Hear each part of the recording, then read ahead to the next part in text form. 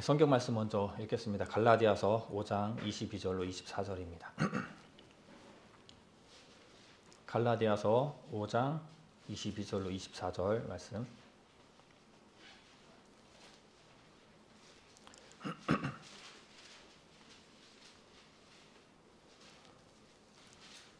네, 찾으셨으면 다 함께 읽겠습니다. 오직 성령의 열매는 사랑과 희락과 화평과 오래 참음과 자비와 양선과 충성과 온유와 절제니 이 같은 것을 금지할 법이 없느니라. 그리스도 예수의 사람들은 육체와 함께 그 정과 욕심을 십자가에 못 박았느니라.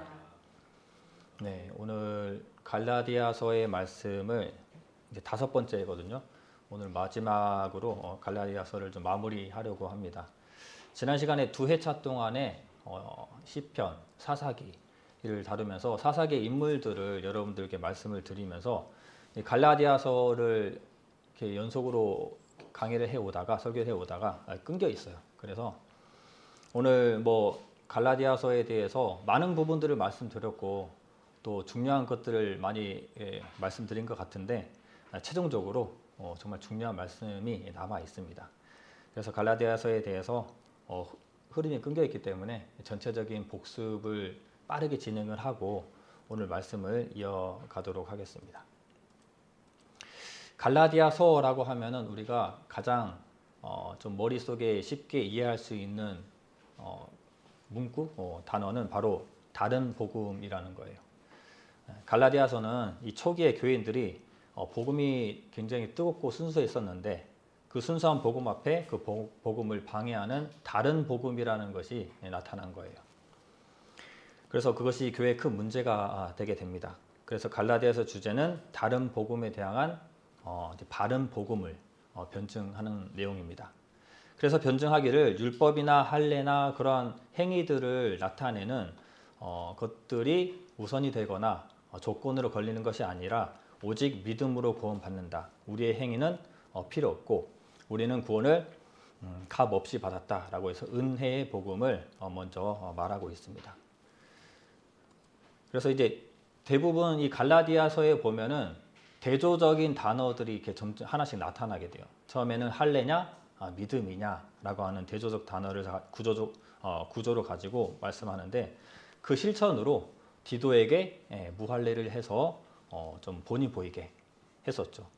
그리고 베드로를 질책하는 일이 있었습니다. 베드로가 율법을 지키는 척하는 융통성을 보였는데 그 융통성마저도 바울은 허락하지 않았어요. 그리고 몽학 선생과 아브라함을 또 대조적으로 나타냈습니다. 믿음과 율법을 이해시키기 위해서 아브라함의 후손은 믿음의 후손이고 반대로 율법은 몽학 선생으로 얘기를 하고 있었습니다. 결국 몽학 선생의 그늘 아래에서 사람들은 올바른 것들을 배워가지만 그것은 너무 고되고 엄격하고 두렵고 두려운 것이기 때문에 그 그늘에서 벗어나서 후에는 참된 아들, 참된 그 상속자의 아들의 삶으로 들어가는 자유함을 나타내고 있었죠. 그리고 이어서 종과 자유자에 관해서도 말씀드렸습니다. 그래서 종과 자유자, 종과 주인, 이스마엘과 이삭 이렇게 대조적인 단어들이 나타나게 되죠. 우리는 마귀와 율법의 종이었어요. 그런데 우리는 아브라함의 후손이고 모든 민족이 복을 받는 그 복 안에 우리의 복도 포함된 것이었죠. 그래서 그 복을 우리도 함께 누리면서 살아가는 주님의 아들됨, 자유자, 주인 된다고 말씀을 드렸습니다. 다만 우리가 종 노릇해야 될 것은 율법의 종이 되는 것이 아니라 서로에게 종이 되어야 한다라는 말씀으로 마무리를 했었습니다. 자, 대부분의 가르침들을 보면은 은혜냐 행위이냐, 믿음이냐 율법이냐, 아브라함이냐 몽학 선생이냐, 자유자냐 종이냐, 이삭이냐 이스마엘이냐, 이 갈라디아서의 구조가 굉장히 대조적인 구조로 많은 부분들을 설명하고 있는 것을 봅니다. 그래서 지난 제일 마지막 갈라디아서 설교 때 자유자라는 것이 이 갈라디아서의 주제되는 단어, 주제다라고 말씀을 드렸습니다. 자유자가 이 갈라디아서에서 굉장히 중요하게 말하고 있는 이유는 우리는 예수 그리스도로 말미암아 자유함을 얻었죠. 그 자유함은 무엇으로 증명할 수가 있죠? 그리고 무엇으로 느낄 수가 있을까요? 좀 더 정확하게 말하면 우리가 믿음으로 무언가를 실제로 받았어요. 자유함을 받았고 자유함을 얻었는데 우리가 믿음으로 인해서 무언가를 실제로 받은 게 있습니다. 바로 성령입니다. 믿음으로 얻은 자유함과 성령은 어떻게 보면 같은 것으로 볼 수가 있어요. 그것을 오늘 좀 설명드리려고 합니다. 결국 그리스도인들은 자유함을 얻었다고 죄에서 자유함으로 해방되어서 막 대충 막 살아가고 죄를 짓고 살아가는 그런 것이 아니죠. 그 자유함을 그 자유함이라고 하는 것을 받았는데 그것을 성령이 받은 것으로 동등하게 해석을 해 본다면 우리가 생각하는 사전적 의미의 육체적, 육신적 그런 자유를 누리는 것이라고 해석을 할 수는 없을 거예요. 그 자유는 방종이 아니라 임재이기 때문입니다. 이 부분에 대해서 이해를 좀 도와줄 구절이 있습니다. 마태복음 한번 찾아보겠습니다. 마태복음 11장 28절로 30절입니다.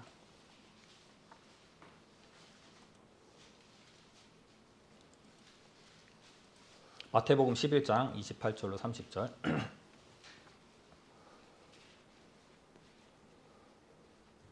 함께 읽겠습니다. 수고하고 무거운 짐진 자들아 다 내게로 오라. 내가 너희를 쉬게 하리라. 나는 마음이 온유하고 겸손하니 나의 멍에를 메고 내게 배우라. 그러면 너희 마음이 쉼을 얻으리니 이는 내 멍에는 쉽고 내 짐은 가벼움이라 하시니라. 율법의 멍에를 벗어버리는 것이 자유라고만 얘기하는 것이 아니고 예수께서 주신 멍에를 또 짊어지는 것이 자유입니다. 다르게 말해서 성령과 함께하는 것이 자유다라고 말하는 것이죠. 그야말로 방종이 아닌 임재예요. 우리가 자유라고 하면은 방종, 그냥 해방된 것 같은 표현들로만 우리를 가득 채우고 있는데 어떻게 보면은 이것은 임재 그 자체가 우리에게 자유함이라고 하는 겁니다.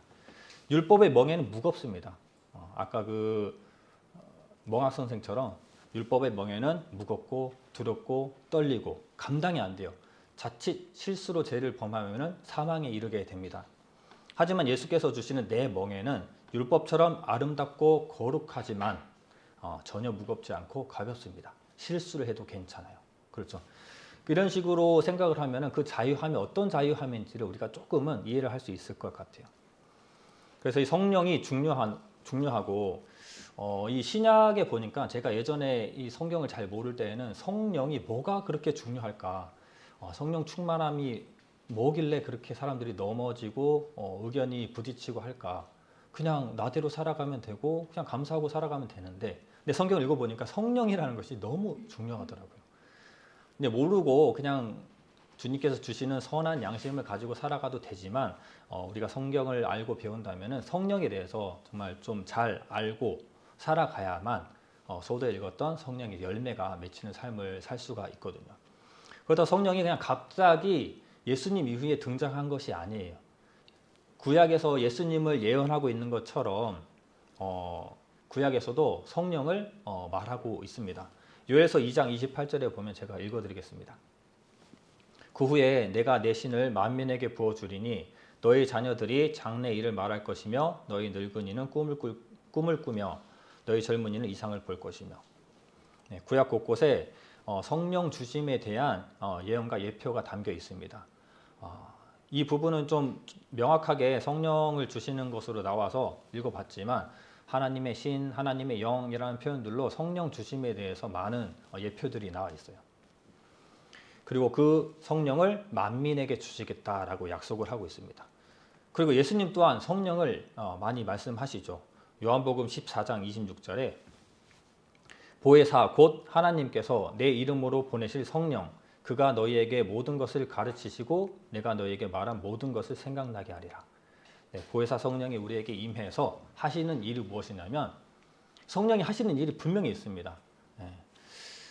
예수님을 생각나게 하고 예수님의 것을 가르치는 거예요. 그렇게 해서 어떻게 되게 하느냐? 사도행전 1장 8절로 이어집니다. 오직 성령이 너희에게 임하시면 너희가 권능을 받고 예루살렘과 온 유대와 사마리아와 땅끝까지 이르러 내 증인이 되리라 하시니라. 예수님의 것을 배우고 예수님을 바라보게 하는 그 성령은 우리의 행실을 변화시키고 우리로 하여금 예수님을 보이게 합니다. 그렇게 함으로써 우리가 선한 일을 행하고 착한 일을 행하고 그 모든 일들로 나타나는 예수 그리스도를 통해서 예수님을 증거하는 일을 하게 되는 거예요.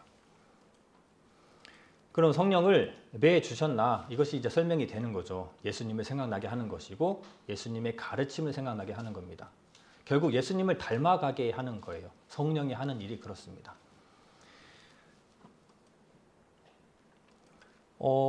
좀 신기한 구도라고 해야 되나요?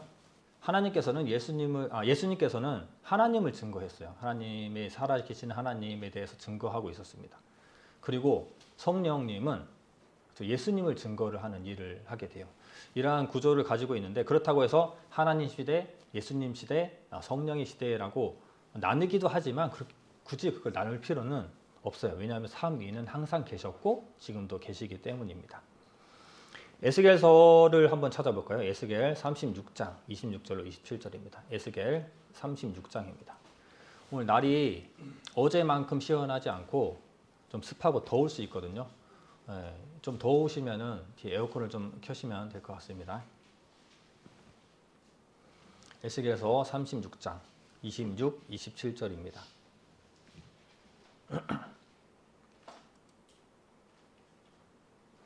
네, 함께 읽겠습니다. 또 새 영을 너희 속에 두고 새 마음을 너희에게 주되 너희 육신에서 굳은 마음을 제하고 부드러운 마음을 줄 것이며 또 내 신을 너희 속에 두어 너희로 내 율례를 행하게 하리니 너희가 내 규례를 지켜 행할지라. 네. 여기서 말하는 내 신은 내 영이라고 할 수 있고 성령이라고도 말할 수 있습니다. 구약에서도 말씀하시기를 성령을 우리 마음에 주심은 주님의 가르침을 지켜 행하게 하는 것이에요. 결국 율법의 멍에를 벗어버린 것 같지만 또 다른 비슷한 멍에를 매게 되는 것입니다. 하지만 아까 말씀드린 대로 율법처럼 엄격하고 무거운 것이 아니라 가벼운 것, 실수해도 괜찮은 것이라고 말할 수 있습니다. 성령을 요약해서 말하면 한 줄로 말하면 이렇게 말할 수 있을 것 같아요. 예수를 바라보게 하고 예수의 가르침을 배우게 하고 예수를 닮아가게 함으로써 우리의 사명을 감당할 수 있게 하는 것이 바로 성령의 역할입니다. 그렇다면 갈라디아서에서는 왜 이 마지막에 성령에 대해서 말하고 있을까? 갈라디아서의 이 주제는 다른 복음에 대한 변증이었잖아요. 성령을 말하는 것이 답이 될까? 이런 의문을 가지고 마지막에 나타나는 게 아니죠. 성령에 대해서 말씀을 드리려고 합니다. 이 성령에 대해서 갈라디아서 마지막에 뜬금없이 나타나는 것이 아니에요. 처음부터 성령이란 이야기를 곳곳에서 하고 있습니다. 그래서 결말에 명확하게 말해주는 실천의 메시지로 성령의 열매를 말하고 있는 것이거든요. 갈라디아서 3장 2절 3절에 보면 다시 갈라디아서로 넘어가겠습니다. 갈라디아서로 넘어가서 3장 2절로 3절 제가 읽겠습니다. 내가 너희에게 다만 이것을 알려 하노니 너희가 성령을 받은 것은 율법의 행위로냐 듣고 믿음으로냐 너희가 이같이 어리석으냐 성령으로 시작하였다가 이제는 육체로 마치겠느냐. 이미 바울은 갈라디아 교회에 성령에 대해서 가르쳤습니다. 그렇기 때문에 이런 표현을 할 수가 있는 거예요. 너희들이 믿음으로 말미암아 받은 것이 성령이면은 그 성령을 체험하고 느꼈으면 너희들에게 있는 믿음이 참된 믿음인데 어떻게 다른 복음에 넘어질 수가 있느냐. 다시 육체로 돌아갈 거냐? 다시 율법으로 돌아갈 것이냐? 라고 이렇게 되묻고 있는 약간 좀 언성이 있는 메시지겠죠. 그리고 4장 29절에 나와 있습니다. 그러나 그때 육체를 따라 난 자가 성령을 따라 난 자를 핍박하는 것 같이 이제도 그러하도다. 이스마엘과 이삭, 종과 주인, 종과 자유자를 말하며 이르기를 육체를 따라 난 자, 그리고 성령을 따라 난 자로 구별하고 있어요. 뭔가 대조적인 구도에 있지만 결국에는 주인됨, 또 이 자유자에 관해서 성령을 따라 난 자로 말하고 있습니다. 결국 이 자유자는 성령을 얘기하고 있는 것과 같은 거예요. 그래서 오늘도 성령을 말하기 전에 한 가지 대조적인 단어를 우리가 하나 찾았을 거예요. 성령과 대조적인 단어가 뭐죠? 성령과 반대되는 입장에 있는 단어가 바로 육체입니다. 육체. 네, 그렇죠. 성령으로 산다. 성령님의 음성을 듣고 그 음성을 쫓아서 산다.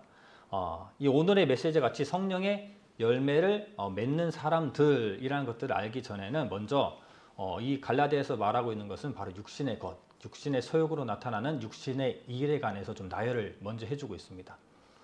갈라디아서 5장 19절로 20절 말씀입니다. 함께 읽어보겠습니다. 육체의 일은 현저하니 곧 음행과 더러운 것과 호색과 우상숭배와 술수와 원수를 맺는 것과 분쟁과 시기와 분냄과 당 짓는 것과 불리함과 이단과 투기와 술취함과 방탕함과 또 그와 같은 것들이라. 전에 너희에게 경계한 것 같이 경계하노니 이런 일을 하는 자들은 하나님의 나라를 유업으로 받지 못할 것이요. 네.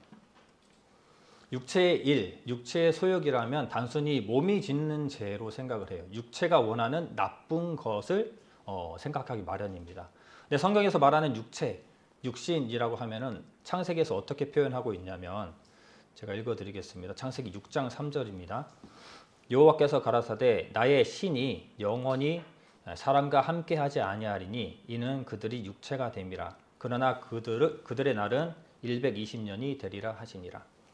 다른 번역에 보면 내 신이라고 하는 것은 나의 영이라고 말하고 있습니다. 사람의 인생에서 하나님의 영이 떠나버린 것이 바로 육체, 육신이라고 하는 거예요. 물론 육체, 육신이라는 단어가 진짜 바디, 이 몸을 얘기하는 경우들이 있습니다. 그런데 우리가 이 6장 3절에서 말하는 사람이 육체가 되었다. 하나님이 떠나버리고 육체가 되었다라고 하는 것은 단순히 몸을 얘기하는 게 아니라는 것을 우리가 알고 있죠. 우리 단어에도 이러한 것들이 육신적이다라는 것과 육체다, 육신, 이 단어가 똑같잖아요. 근데 이 히브리어 단어에도 그 육체가 육신적이다는 육체와 같은 단어로 쓰여집니다. 그래서 이 몸을 얘기하는 것도 있지만 대부분 육체라고 하는 것은 무엇이냐면 하나님이 떠나버린 모든 것을 육체라고 하는 거예요. 하나님을 떠나 모든 상태를 육체, 육신이라고 하는 겁니다. 그렇다면 하나님의 영이 함께하는 상태와 육체는 정반대의 성향을 가질 수밖에 없겠죠. 때문에 결과물은 음행, 더러운 것, 호색, 우상숭배, 술수, 원수 맺는 것, 분쟁, 시기, 분냄, 당짓는 것, 불리함, 이단, 투기, 술취함, 방탕함, 그런 것들입니다. 역시 하나님을 알지 못하고 살아갈 때 육체가 원하고 갈망하고 살아왔던 것들 중에서도 굉장히 악한 것들이죠. 육체의 결과물은 다양하고 많지만 굉장히 많은 것 같지만 분류가 있어요. 네 분류로 나뉠 수가 있습니다. 뭐 다 찾아보기에는 시간이 걸리기 때문에 몇 가지만 말씀드리면 음란이 가장 먼저 맨 앞에 나와 있어요. 그렇죠? 음란이라는 문제들이 하나님을 알고 믿고도 잘 접어지지 않는 좀 제약이기도 하고, 그리고 이때 당시 사회적인 문제가 음란이라는 문제들이 굉장히 강했기 때문에 음란을 가장 앞서서 말하는 것이기도 합니다. 그리고 여기서 특이한 것은 당짓는 것, 불리함, 이단이라고 하는 그룹이에요. 육체의 소욕, 제약에 쓰이는 단어 중에서 유일하게 바울이 갈라디아에서 쓰고 있는 단어로 이단이라는 것이 나타납니다. 왜냐하면 갈라디아 교회가 문제가 다른 복음을 가지고 온 이단들에 대해서 문제가 되었잖아요. 그렇기 때문에 이 이단에 대해서도 강하게 육신의 것으로 분류하고 있는 것으로 확인됩니다. 자, 반면에 오늘 성령을 따라 사는 사람들의 오늘의 중심 구절이죠. 성령의 열매가 맺힌다라고 합니다. 육신적인 것들, 육신의 일의 결과물 반대는 성령의 열매입니다. 다시 한번 읽어볼게요. 저도 읽었던 갈라디아서 5장 22절로 24절 시작. 오직 성령의 열매는 사랑과 희락과 화평과 오래 참음과 자비와 양선과 충성과 온유와 절제니 이 같은 것을 금지할 법이 없느니라. 그리스도 예수의 사람들은 육체와 함께 그 정과 욕심을 십자가에 못 박았느니라. 딱 봐도 그냥 좋은 것들이죠. 역시 근데 마찬가지로 몇 가지만 살펴보자면 그 중에 제일은 가장 앞서고 있는 단어가 뭐죠? 사랑이죠. 그 중에 제일은 사랑입니다. 사랑이 드러나는 삶이 먼저 우선이에요. 그래서 예수님의 가르침에도 서로 사랑하라는 메시지가 강하고 많습니다. 요한복음 15장 16, 17절에 보면 제가 읽어드리겠습니다. 너희가 나를 택한 것이 아니요 내가 너희를 택하여 세웠나니 이는 너희로 가서 과실을 맺게 하고 또 너희 과실이 항상 있게 하여 내 이름으로 아버지께 무엇을 구하든지 다 받게 하려 함이니라. 내가 이것을 너희에게 명함은 너희로 서로 사랑하게 하려 함이로다. 사랑은 모든 것에서 앞장서 있습니다. 사랑의 열매에서도 마찬가지고, 동시에 이 사랑은 가장 우선시되고 가장 앞장선 것이기도 하지만 모든 것들을 포괄하는 것이기도 합니다. 열매를 맺으라고 명하신 이유를 여기서 설명해 주고 있어요. 요한복음 15장 16, 17절에 방금 읽었던 말씀인데, 거기서도 과실을 맺으라고 이렇게 말하고 있죠. 그러면서 이 과실이 너희에게 항상 있으라라고 얘기하는데, 그 이유는 결국에는 너희가 서로 사랑하게 하기 위함이라고 말하고 있습니다. 그래서 이 육신의 일과 성령의 열매는 정반대의 것이에요. 완전히 반대의 것입니다. 바울은 굉장히 강하게 말하고 있어요. 성령을 받은 우리는 육체의 소욕을 쫓을 수 없음을 지적하고 있습니다. 바로 16절, 17절이 아니고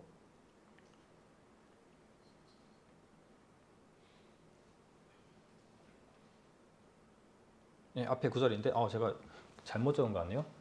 잠시만요. 제가 읽어드릴게요. 내가 이르노니 너희는 성령을 쫓아 행하라. 그리하면 육체의 욕심을 이루지 아니하리라. 육체의 소욕은 성령을 거스리고 성령의 소욕은 육체를 거스리나니 이 둘이 서로 대적함으로 너희의 원하는 것을 하지 못하게 하려 함이니라. 몇 절이죠? 16, 17 맞아요? 네. 맞네요. 앞에 요한복음 16, 17절 때문에 헷갈렸습니다. 네. 여기에 보면은 성령을 쫓아 행하라라고 말합니다. 그러면 육체의 욕심을 이루지 않는다. 이 내용들을 보면은 육체의 것과 성령의 소욕과 육체의 소욕이 서로 거스르고 있다는 것을 압니다. 서로 거스르고 대적하고 있습니다. 육체가 단순히 몸이 요구하는 단순한 욕망이 아니라는 것을 우리가 앞서 이렇게 들었는데, 육체라는 것이 하나님의 영이 없는 상태에서 나타나는 죄된 것이고, 하나님을 떠난 상태의 것이라면 성령님이 임했을 때 성령의 범위가 넓어질수록, 우리 안에 하나님의 것이 많이 채워질수록 육체의 소욕은 줄어들게 되어 있습니다. 뭐 당연한 거죠. 그래서 둘은 함께 하지 못하기 때문에 서로를 거스르고 대적하는 존재라고 하는 거예요. 서로 원하는 것을 하지 못하게 다툽니다. 그래서 우리 안에 갈등이 생기는 거예요. 그리고 이 반복돼서 버리지 못하는 죄들의 모습들도 간혹 일어나게 되는 겁니다. 그 갈등의 소리와 양심이 예전에 학교에서 배웠던 도덕과 윤리 시간에 배웠고, 또 이 세상에서 말하는 이 법으로 이렇게 살아라 라고 알려주는 그 기준에서의 양심의 소리가 아닌, 이제는 좀 더 다른 양심의 소리가 들리는 거예요. 예수님의 가르침, 예수님을 기뻐할 수 있는 그 선택을 하는 양심적인 선택을 할 수 있게 만드는 것이 우리 안에 이제 갈등이 일어나는 겁니다. 그 갈등을 느낀다면은 내 안에 성령님이 있고 그 음성을 주는 거구나 라고 생각할 수가 있는 거예요.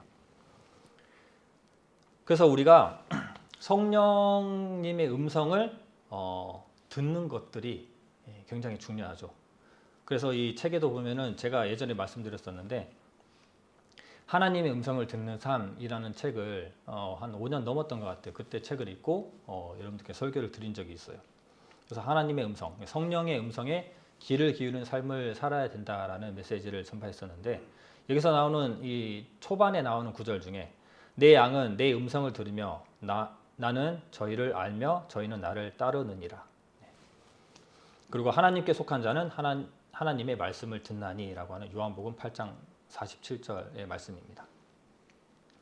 하나님께 속한 사람들은 하나님의 말씀을 듣고 살아갑니다. 마치 양이 주인의 목소리에만 반응하는 것처럼 주님의 음성을 듣고 그 주님의 음성만 기다리고 살아갑니다. 유튜브에 봤던 것 같아요. 양 무리들이 막 뛰어다니는데 옆에 왔던 다른 게스트가 양을 부릅니다. 반응하지 않아요. 오라고 합니다. 밥 먹으러. 반응하지 않습니다. 그런데 주인이 한마디 딱 하니까 다 모여드는 거예요.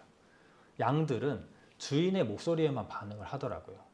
그래서 이 말씀을 보면서 정말 그렇구나. 양들도 주인의 목소리에만 반응을 하는데, 우리도 하나님의 어린 양들이잖아요.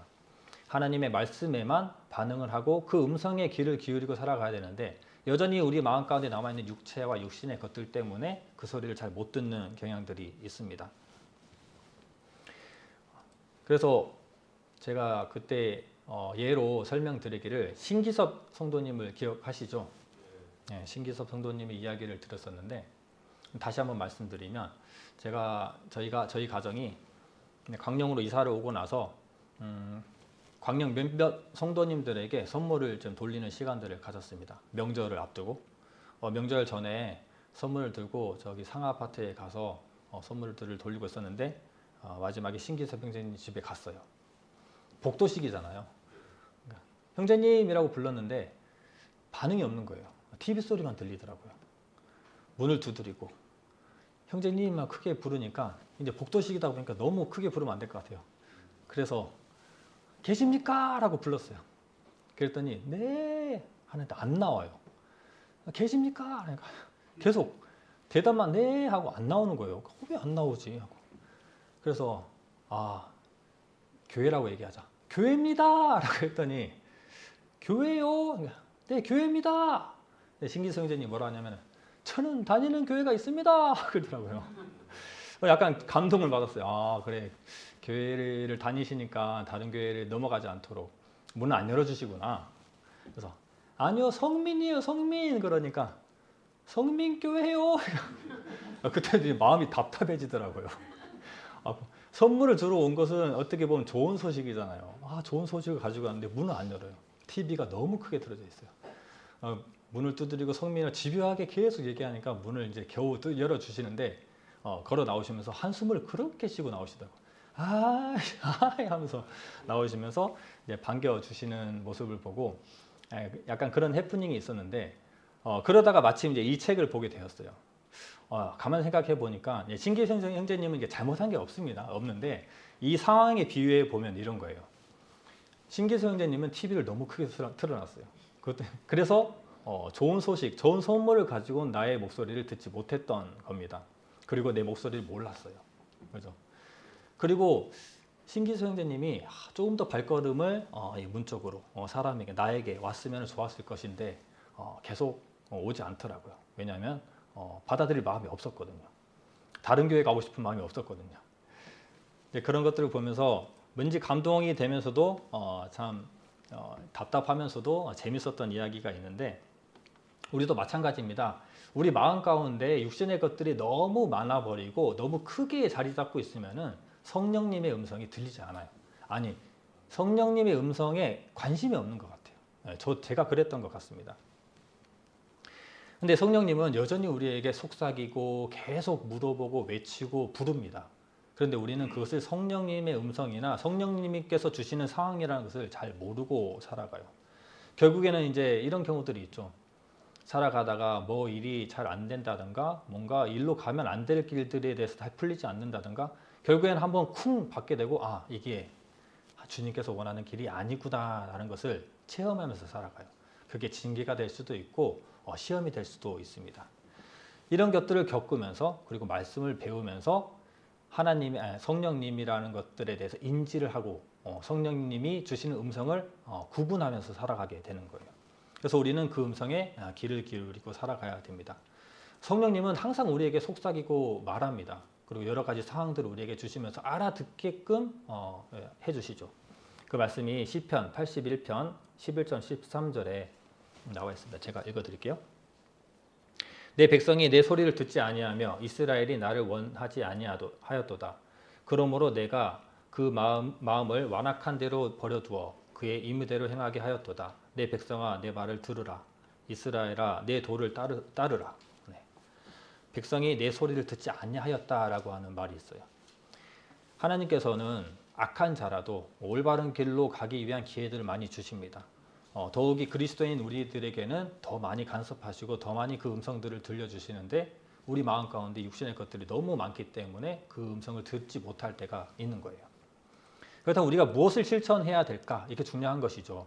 성령님의 음성이 있고 성령님의 가르침들을 우리가 배워서 알 수 있고 그 성령님의 음성이라고 하는 것이 예수를 가르치고 예수를 배우게 하고 예수를 닮아가게 하는 것이다 라고 하면 성령님의 음성은 이런 것들이구나 라는 것을 배웠어요. 그렇다면 우리가 어떤 것을 실천하고 살아가야 되느냐 많은 것들이 있겠지만 한 가지만 말씀드리면 예수님이라고 하는 가지에 우리는 붙어 있어야 됩니다. 이게 굉장히 중요해요. 요한복음 15장 한번 찾아보겠습니다. 요한복음 15장 1절로 4절입니다.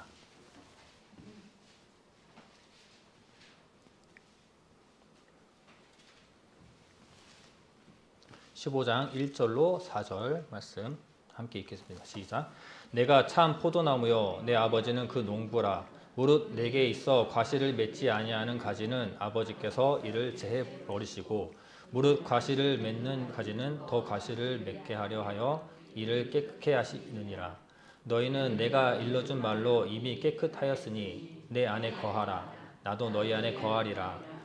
가지가 포도나무에 붙어 있지 아니하면 절로 과실을 맺을 수 없음 같이 너희도 내 안에 있지 아니하면 그러하리라. 네. 성령님의 음성을 듣고 그 음성을 따라 살아가는 사람은 단순하게 듣는다에 그치는 것이 아니라 열매가 맺히게 됩니다. 당연히 그리스도인이라면 나에게 열매 맺히기를 원할 거예요. 하지만 그게 또 의지처럼 마냥 쉽게 되는 것들이 아닙니다. 그러기 위해서는 우리가 마땅히 해야 될 일을 해야 되는데 그 중에 가장 중요한 것은 예수님이라고 하는 가지에 붙어 있어야 된다라고 하는 거예요. 좀 더 현실적인 실천으로 말씀을 드리면 예배 안에, 모임 안에, 교회 공동체 안에 붙어 있어야 됩니다. 이것이 오늘의 실천 메시지 중에 하나입니다. 우리가 열매를 맺기 위해서 우리 스스로 양분을 주고 햇빛을 받고 우리 열심으로 혼자서만 신앙생활을 하고 살아간다면 그건 언젠가는 한계가 오게 돼요. 뭐 사람마다 다르겠지만 저는 그게 안 됩니다. 우리는 주님의 가지에 붙어 있어야 하며 좀 더 현실적으로 말해서 이 교회 공동체에 붙어 있어야 합니다. 예배 가운데서 말씀을 듣고 또 배우고 또 교제라는 서로의 화목제를 떼음으로써 또 서로 안에 하나님을 바라보고 서로 응원하고 기도하고 때론 권면도 하고 하나님의 것들로 채워가는 삶을 사는 것이 주님 안에서 가장 기본이 되는 한 가지라고 생각을 합니다. 제가 학생들을 가르치면서 몇몇 겪어본 바, 저도 그랬었지만 고등학교를 마치고 내 의지와 내 자아로 모든 것들을 선택하고 살아갈 수 있는 대학교라고 하는 것을 접했을 때 나의 믿음의 길이 갈렸습니다. 그동안에는 부모님 그늘에서 간섭을 받고 교사 그늘에서 간섭을 받았지만 내 마음대로 모든 것들을 선택하면서 살아갈 수 있을 때에는 그 선택들이 올바르지 않은 것으로 기울린 것을 알게 되었어요. 제가 가르치는 학생들에게 당부하기를 한 가지만 지켜달라. 많은 것들을 말하면 잔소리가 될 것 같아서 꼭 교회의 공동체, 교회에 몸을 담고 있어라. 교회에 꼭 붙어 있어라. 예수님이라고 하는 가지에 붙어 있어야 하라. 그게 굉장히 중요하기 때문에 그리고 그렇게 붙어 있기만 해도 하나님께서 주시는 말씀의 공급을 받고 또 성령의 열매가 맺힐 수 있는 거예요. 왜냐하면 우리가 그 공급원이 예수님으로부터 오는 그 공급이기 때문에 예수님의 열매가 맺힐 수밖에 없는 겁니다. 그런데 그 일을 지키지 않은 사람은 넘어집니다. 지금 생각해 보니까 몇몇 친구들이 많이 넘어져 있어요. 그런 것처럼 우리가 예수님이라고 하는 가지에 붙어 있는 것이 어떻게 보면 이 기본의 실천입니다. 최고의 기본이 되는 부분이기도 합니다. 그런데 성령의 열매를 맺는다라는 것이 사실 이 어렵고 복잡한 일이 아니에요. 그냥 단순하게 생각했을 때 어떤 것이냐면은 그냥 착한 행실입니다. 착하게 살아가는 거예요. 아까 성령의 열매를 받지만 다 좋은 거였잖아요. 다 좋은 것이고 다 착하고 착한 행실로 이어지는 것들이었거든요. 성경을 오랜 시간 배워야지 그 열매가 나타나는 것은 아닙니다. 우리가 봐서 알지만 구원받고 바로 그 삶이 역전되는 사람들이 있어요. 과거의 습관들을 다 버려버리고 성경의 가르침을 충분히 배우지도 않았고 성령의 열매가 무엇인지도 모르는데 그 사람의 삶의 방향이나 삶의 많은 모습들이 바뀌어 있는 것을 압니다. 우리는 알죠. 그게 성령의 열매라는 것을. 하지만 그분은 그게 뭔지 몰라요. 그냥 착한 행실이에요. 왜냐하면 예수님께서 주시는 그 마음과 가르침들이 그런 것들이기 때문입니다. 갈라디아서 6장 8절로 10절 말씀도 한번 읽어볼까요? 6장 8절로 10절 말씀 시작. 자기의 육체를 위하여 심는 자는 육체로부터 썩어진 것을 거두고 성령을 위하여 심는 자는 성령으로부터 영생을 거두리라. 우리가 선을 행하되 낙심하지 말지니 피곤하지 아니하면 때가 이름에 거두리라. 그러므로 우리는 기회 있는 대로 모든 이에게 착한 일을 하되 더욱 믿음의 가정들에게 할지니라. 알고 보면 성령의 열매는 딱 봐도 좋은 것, 착한 것이고 육체의 일은 딱 봐도 나쁜 것, 안 좋은 것들입니다. 열매의 개념은 성경에 자주 언급이 돼요. 성령의 열매뿐만 아니라 사랑의 열매로도 불리우고 또 빛의 열매로도 불리웁니다. 에베소서 5장 8절 9절에도 보면 너희가 전에는 어두움이더니 이제는 주 안에서 빛이라. 빛의 자녀들처럼 행하라. 빛의 열매는 모든 착함과 의로움과 진실함에 있느니라. 네, 그렇죠. 열매라고 하지만 결국에는 그 열매는 비슷한 모습이에요. 좋은 것이고 착한 것입니다.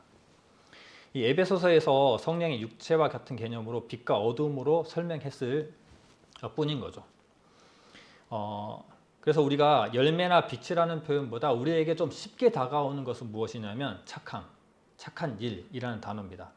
이것을 많은 것들을 포함하고 있죠. 포괄적으로 표현하고 있는 것이라서 오히려 그 개념이 우리는 더 쉽습니다. 그렇다면 우리가 생각해 봐야 돼요.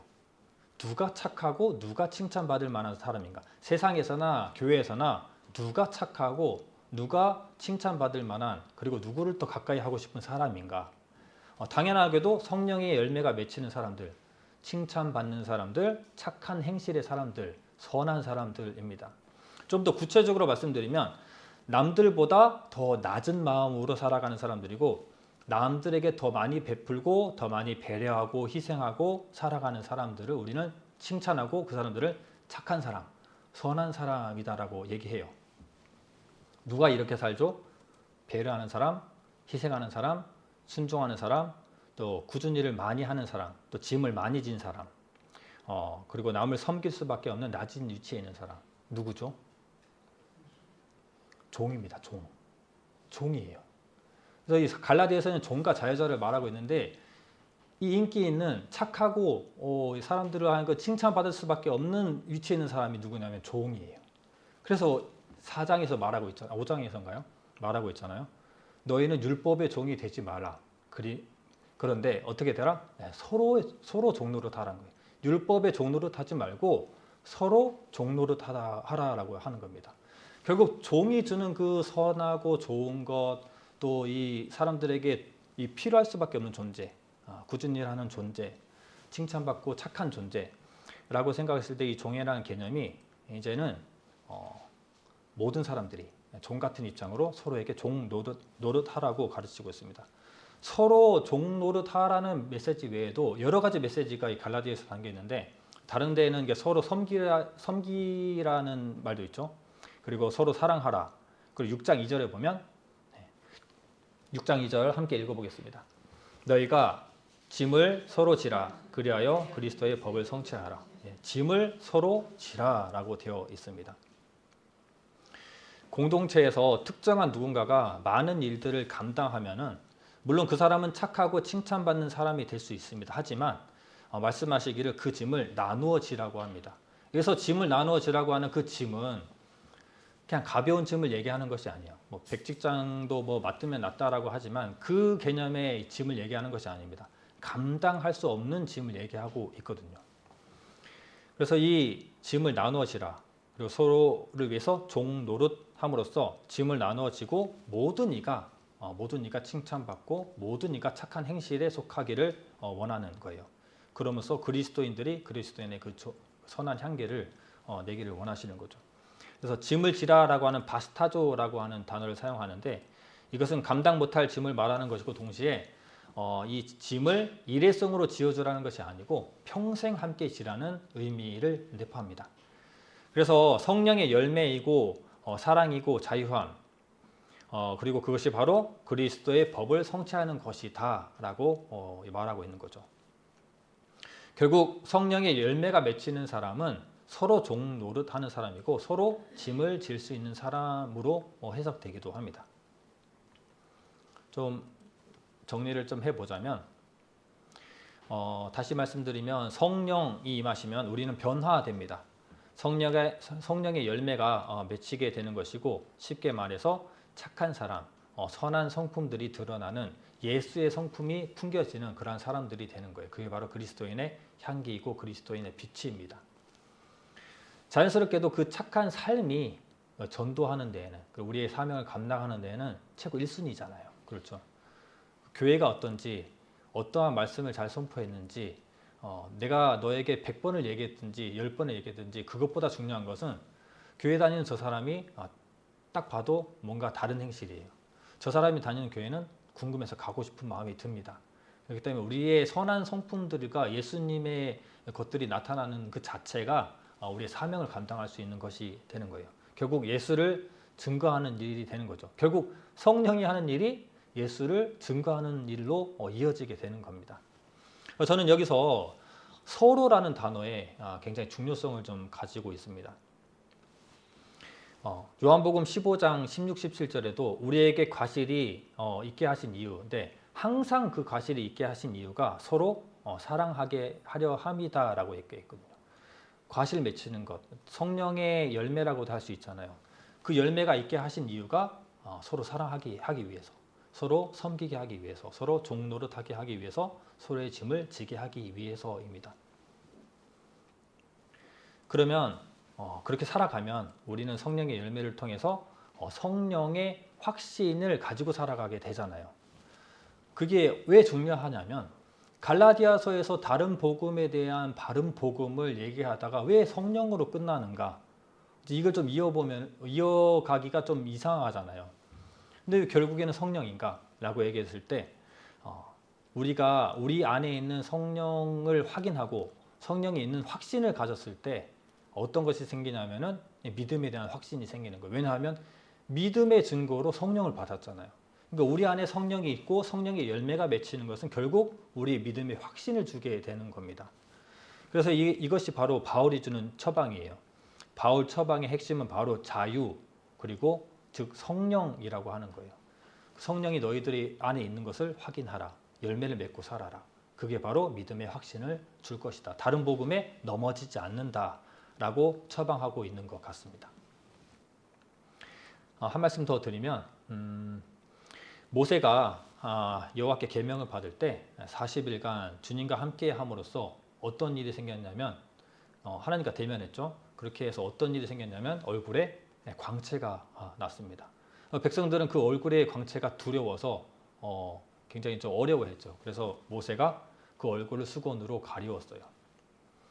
하나님을 대면하고 하나님과 함께했던 40일이라는 시간이 모세에게는 광채를 나타내게 됐습니다. 우리 안에 성령이 있다는 게 어떻게 보면 굉장히 큰 일이에요. 그렇죠?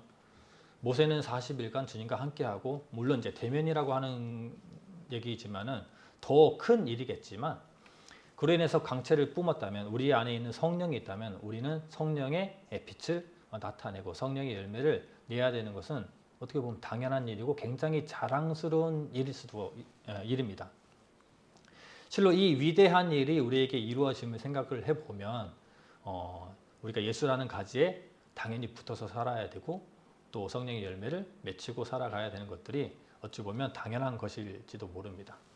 우리가 또 앞으로 살아가는 동안에 많은 선택의 기로에 서기도 하고 또 많은 이 결정하는 일들이 있지만 그 많은 일들에서 성령님의 음성에 귀 기울여서 올바른 길을 선택할 수 있는 우리가 되었으면 좋겠고 동시에 서로 섬기고 서로 종노릇하고 서로 짐을 지면서 우리 안에 있는 이 성령의 열매들이 누구에게만 주렁주렁 맺히는 것이 아니라 서로 많이 맺혀서 서로 경쟁하고 선한 경쟁을 하고 또 그 사랑이 더 커지고 더 뜨거워지는 교회가 되는 것이 바로 우리가 감당해야 할 일을 이제 이 교회 공동체가 함께 할 수 있는 또 교회가 부흥할 수 있는 시작점이 될 수 있을 것이고 당연히 다른 복음에 대해서 흔들리지 않은 강한 믿음의 확신이 될 줄로 확신합니다.